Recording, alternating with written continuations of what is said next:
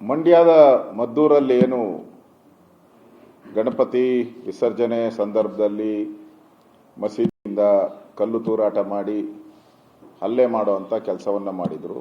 ಅದ್ರ ವಿರುದ್ಧ ನಿನ್ನೆ ನಾವು ದೊಡ್ಡ ಹೋರಾಟವನ್ನು ಮಾಡಿದ್ರಿ. ಇತಿಹಾಸದಲ್ಲೇ, ಮಂಡ್ಯದ ಇತಿಹಾಸದಲ್ಲೇ ಸ್ವಯಂ ಪ್ರೇರಿತರಾಗಿ ಬಂದ್ ಮಾಡಿದ್ದಂಥ ಘಟನೆ ನನಗನ್ಸ್ತತೆ ಇದೇ ಮೊದಲು. ಮತ್ತು ಸ್ವಯಂ ಪ್ರೇರಿತವಾಗಿ ನಿನ್ನೆ ಸಾವಿರ ಸಂಖ್ಯೆಯಲ್ಲಿ ಮೆರವಣಿಗೆಗೆ ಬಂದಿರತಕ್ಕಂಥದ್ದು ಅದು ಒಂದು ಮಂಡ್ಯದ ಇತಿಹಾಸದಲ್ಲೇ ಫಸ್ಟು. ಇಂಥ ಸಂದರ್ಭದಲ್ಲಿ ನಾವು ಅಲ್ಲಿ ಹೋಗಿದ್ದು ಬೆಂಬಲ ಕೊಡಬೇಕು ಅಂತೇಳಿ. ಯಾವ ಹಿಂದೂಗಳನ್ನು ಅಟ್ಟಾಡಿಸ್ಕೊಂಡು ಹೊಡೆದಿದ್ದಾರೆ ಅವ್ರ ಮನೆಗಳಿಗೆ ಭೇಟಿ ಮಾಡಬೇಕು, ಅವ್ರಿಗೆ ಸಾಂತ್ವನ ಹೇಳಬೇಕು. ಆ ದೃಷ್ಟಿಯಿಂದ ನಾವು ಅವ್ರ ಮನೆಗೆ ಹೋಗಿದ್ರಿ.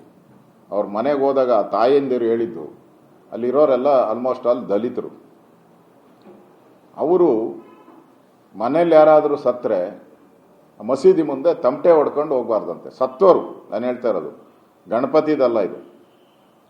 ಸತ್ತೋರು ಅವರ ಹೆಣ ತೆಗೆದುಕೊಂಡು ಹೋಗ್ಬೇಕಾದ್ರೆ ಮಸೀದಿ ಮುಂದೆ ಹೋದಾಗ ತಮಟೆ ಹೊಡಿಬಾರ್ದಂತೆ.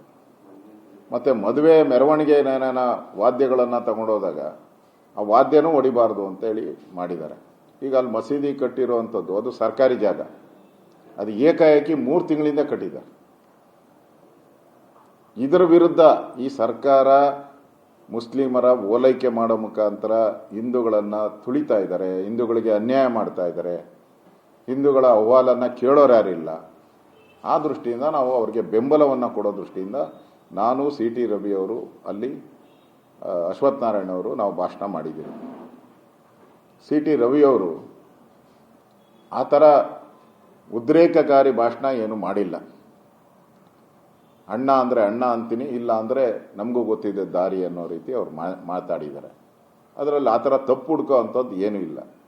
ಇದಕ್ಕಿಂತ ಕೆಟ್ಟದಾಗಿ ಕಾಂಗ್ರೆಸ್ ಅವರು ಭಾಳ ಸರಿ ಮಾತಾಡಿದ್ದಾರೆ. ಪಾಕಿಸ್ತಾನ ಜಿಂದಾಬಾದ್ ಅಂದ್ರಲ್ಲ, ಏನು ಮಾಡಿದ್ದಾರೆ ಅವ್ರ ಮೇಲೆಲ್ಲ? ವಿಧಾನಸೌಧದಲ್ಲಿ ಅಂದರು. ಅದಕ್ಕಿಂತ ಅಪರಾಧನಾ? CT ರವಿ ಏನಾದರೂ ಪಾಕಿಸ್ತಾನ ಜಿಂದಾಬಾದ್ ಅಂದಿದ್ರ? ದೇಶದ್ರೋಹಿ ಚಟುವಟಿಕೆ ಮಾಡಿದಾರ? ಹೇಳಿ. ಪಾಕಿಸ್ತಾನ ವಿಧಾನಸೌಧದಲ್ಲಿ ಜಿಂದಾಬಾದ್ ಅಂದವ್ರೆ ಏನೂ ಇಲ್ಲ, ಇದುವರೆಗೂ ಏನೂ ಇಲ್ಲ.